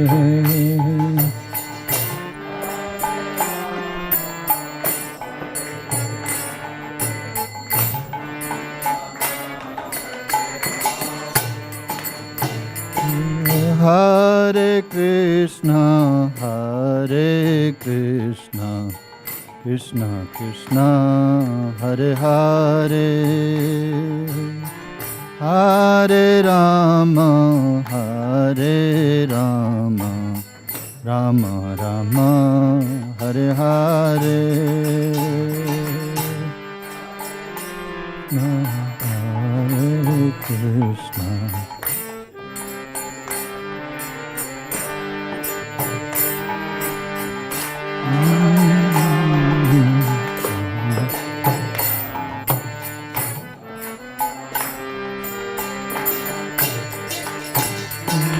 Hare Krishna, Hare Krishna, Krishna Krishna, Hare Hare, Hare Rama, Hare Rama, Rama Rama, Hare Hare, Hare Rama, Hare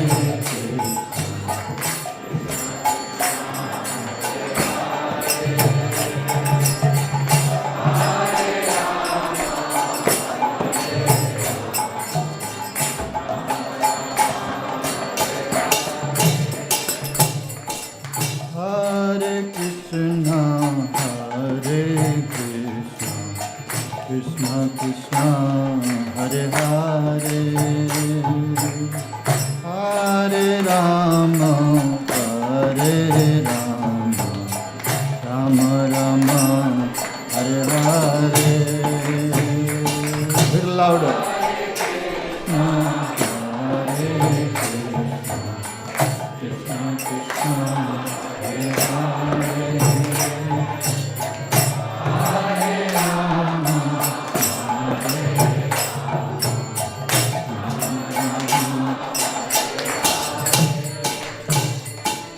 Hare Krishna, Hare Krishna, Krishna Krishna, Hare Hare,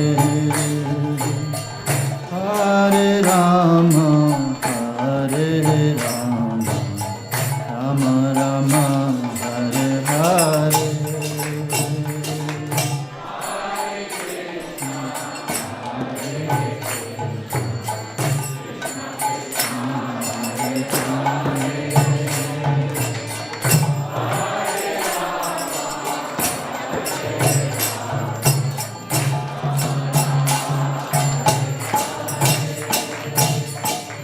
Hare Krishna, Hare Krishna, Krishna Krishna, Hare Hare, Hare Rama, Hare Rama, Rama Rama, Hare Hare.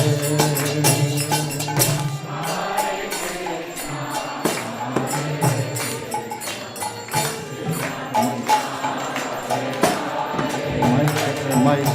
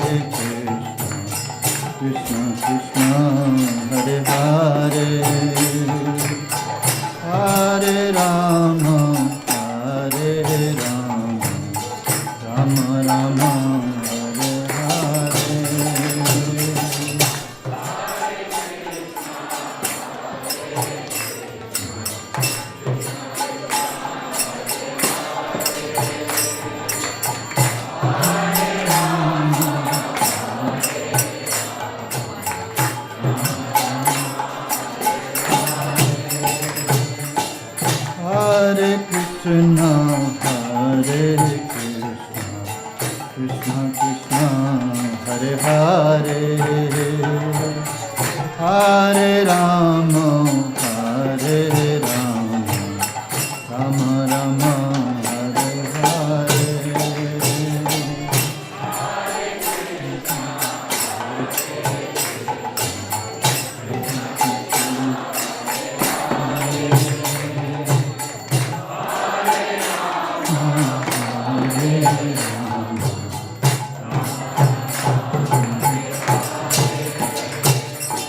Hare Krishna, Hare Krishna, Krishna Krishna, Hare Hare,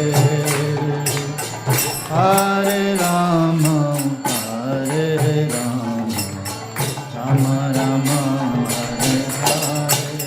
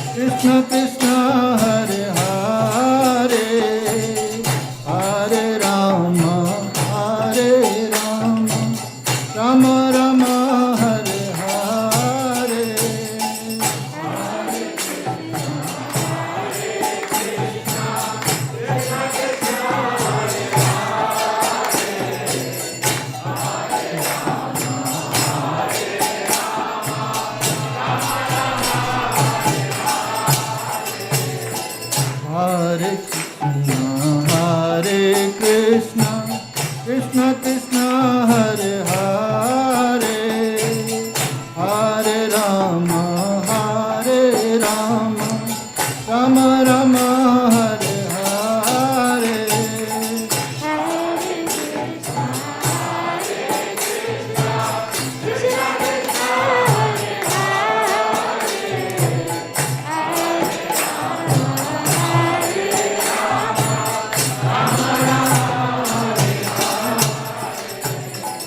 Hare Krishna, Hare Krishna, Krishna Krishna Hare Hare, Hare Rama, Hare Rama, Rama Rama Hare Hare.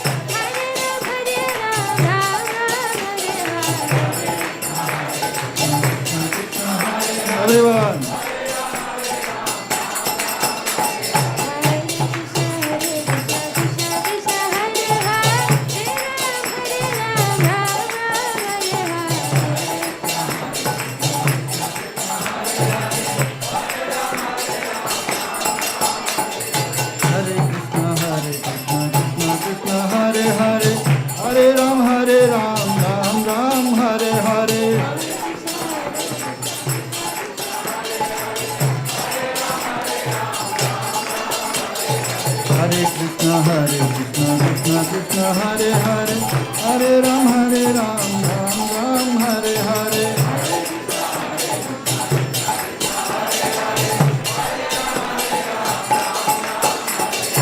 Hare Krishna, Krishna Krishna, Hare Hare, Hare Ram, Ram Ram, Hare Hare.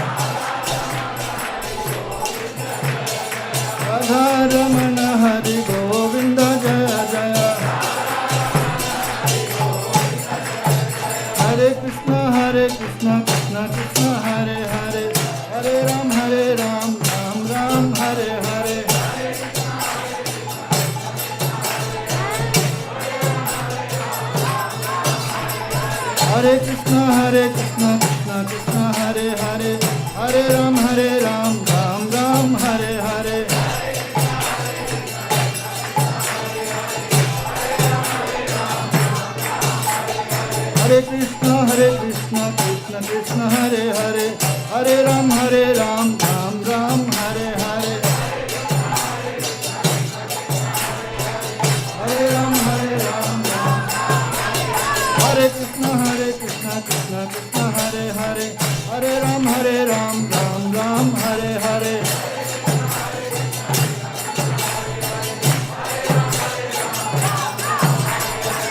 Hare Krishna Krishna Krishna Hare Hare Hare Rama Rama Rama Hare Hare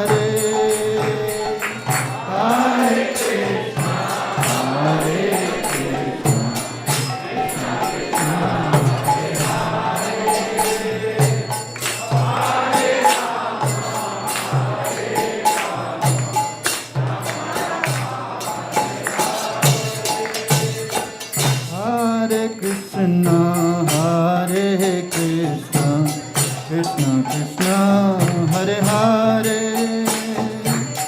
Hare Rama Rama Rama Hare Hare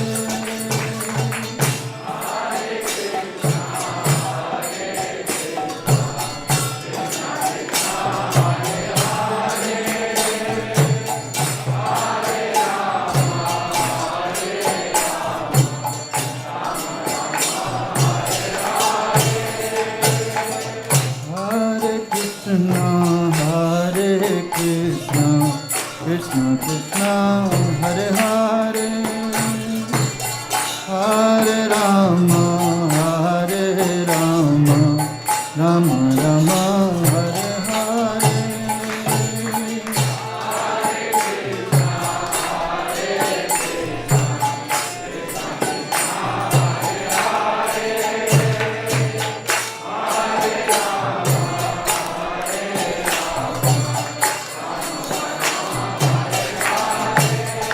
Jaya Radha Madan Mohan Radha Madan Mohan Radhe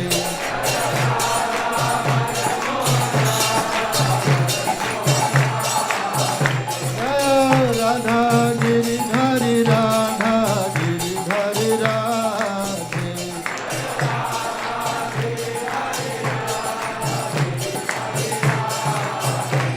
Jaya Radha Sham Sundar Radha Sham Sundar Radhe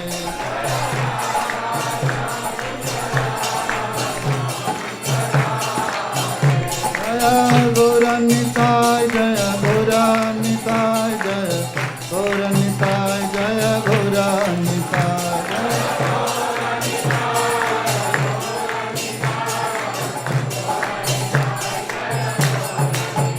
Jaya Lakshmi Narasimha Jaya Nara Hare Jaya Lakshmi Narasimha Jaya Nara Hare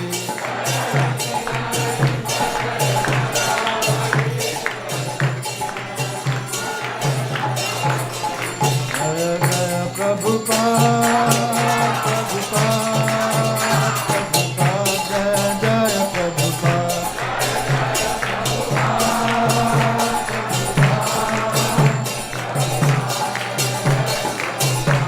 Hari Bol Hari Bol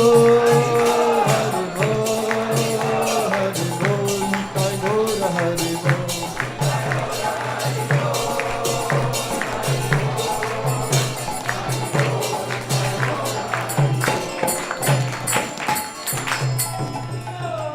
Jai Om Vishnupad Paramahansa Pribrajakacarya Stotra Sat His Divine Grace Abhay Charana Arvinda Bhakti Vedanta Swami Srila Prabhupada Ki Jai Om Vishnupad Paramahansa Pribrajakacarya Stotra Sat His Divine Grace Bhakti Siddhanta Saraswati Thakur Prabhupada Ki प्रेम से कहो श्री कृष्ण चैतन्य प्रभु नित्यानंद श्री अद्वैत गदाधर शिवासादि गौर भक्त वृंद की नामाचार्य शिला हरिदास ठाकुर की श्री श्री राधा कृष्ण गोपीनाथ श्याम कुंड राधा कुंड गिरि गोवर्धन की गंगामयी जमुनामयी की भक्ति देवी तुलसी महारानी की संवेत गौर भक्त वृंद की All glories to assembled devotees.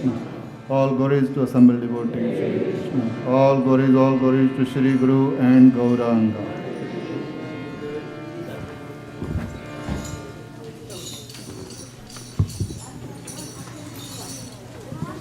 I know.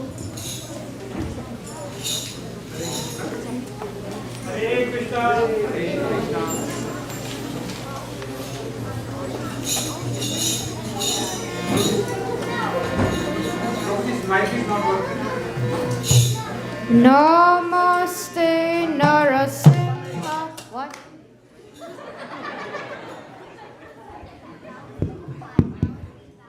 So we received the news this morning that Gaurang Bhai Parikh, father of Karishma Parikh and the father-in-law of Tejas Parikh, left his body this morning. So we would like devotees to pray for his safe passage and protection.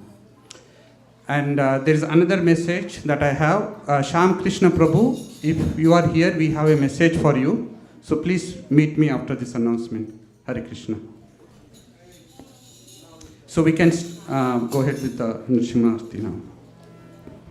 Namaste Narasimhaya.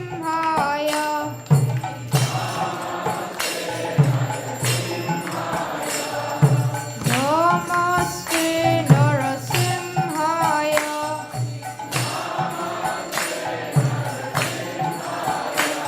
Pralada Lada Daine.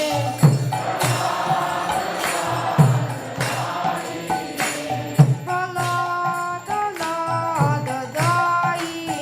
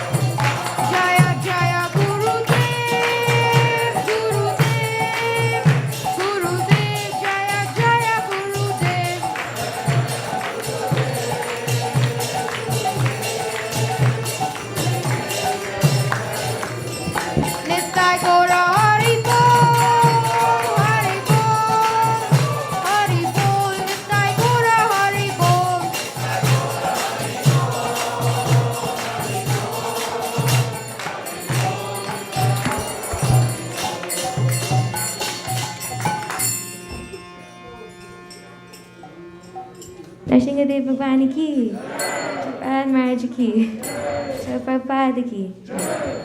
Hare Krishna, Krishna Krishna, Hare Hare, Hare Rama, Rama Rama, Hare Hare.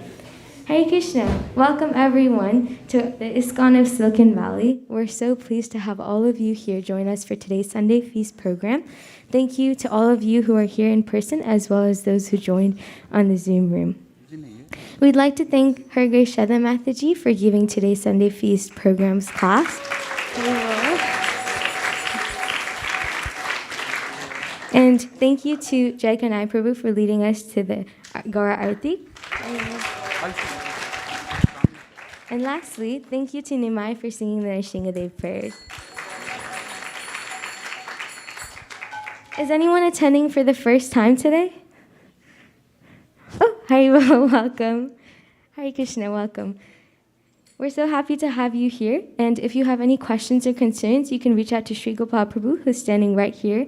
Sri Gopal Prabhu, you can raise your hand, and he will be more than happy to serve you in any way.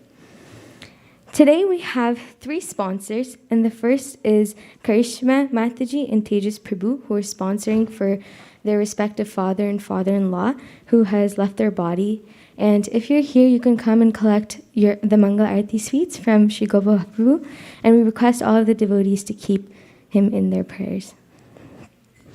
We also have Hari Sankirtan Prabhu sponsoring on behalf of Krishna's Priya's birthday. Krishna Priya, are you here? Oh, come on. I'm going to say to you, right? Okay. Krishna Priya, how old are you going to be? 9. 9. What's your favorite thing about temple? I don't know. I don't know. What about kirtan? Do you like kirtan? You jam? You jam?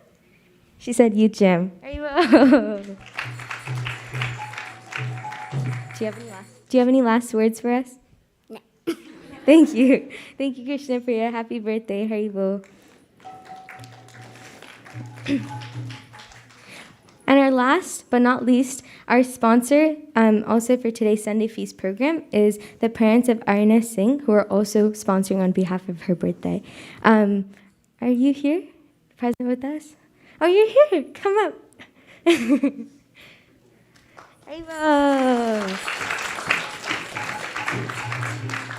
Arina, how old are you now? 10. That's a huge number. It's double digits now. How do you feel now that you're 10? Nothing. I feel that as I'm growing older. Do you have a favorite thing about temple? The kirtan. Wow, she said kirtan. Haribo! And Arina, here we have some sweets for you. Haribo! Thank you, Arina. And with that, thank you everybody for coming to our Sunday Feast program. Prashadam will be served outside, and we can now go into the Prashadam prayers. Haribo. Oh, yes. I understand it.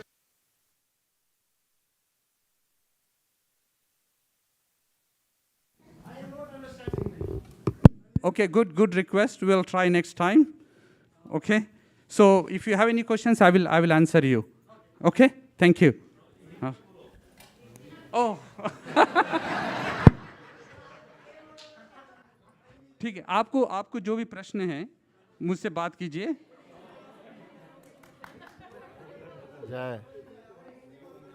हाँ, ठीक है, तो मैं आपको समझा दूंगा जो उन्होंने बताया है. हाँ, तो मुझसे लीजिए. Okay, Hare Krishna.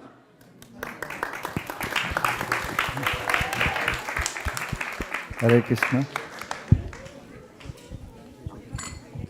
Also, after the Prasadam prayer, we're gonna have Balivardhan Prabhu is gonna lead a round of Mahamantra for for the war, for the peace in the Ukraine, the war that is going on. Whoever wants to join, please join him. We will have the japa session there, and whoever wants to proceed to the Prasadam, you can go ahead for the Prasadam. Hare Krishna. Sharira Vidyaja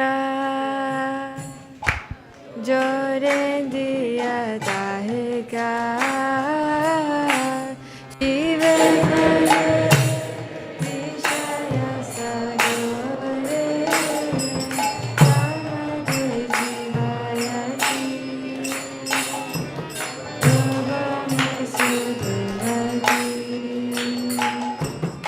आगे जगा गतिना संसारे कृष्ण वरदया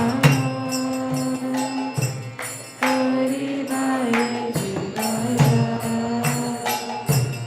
सागर सारन विनोबा तेरा नाम तपाओ श्री श्री राधा कृष्ण गुण गाओ प्रेमेदा को चैतन्य निताय प्रेमेदा को Shri Chaitanya Nitai महाप्रसादे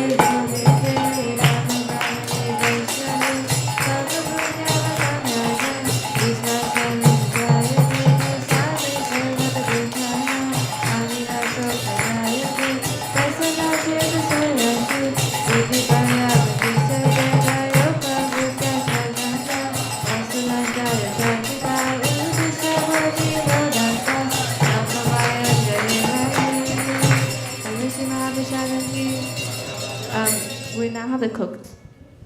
Hare Krishna. Today's cooks are Ujjwala Rasa Mataji and Hari Sankirtan Prabhu, helped by Rasamrita Shesha Prabhu, Srinivas Prabhu, Tripti Mataji, Preeti Mataji, Venugita Mataji, Nidhi, and Nilanshi. Prasadam will be served outside. Haribo.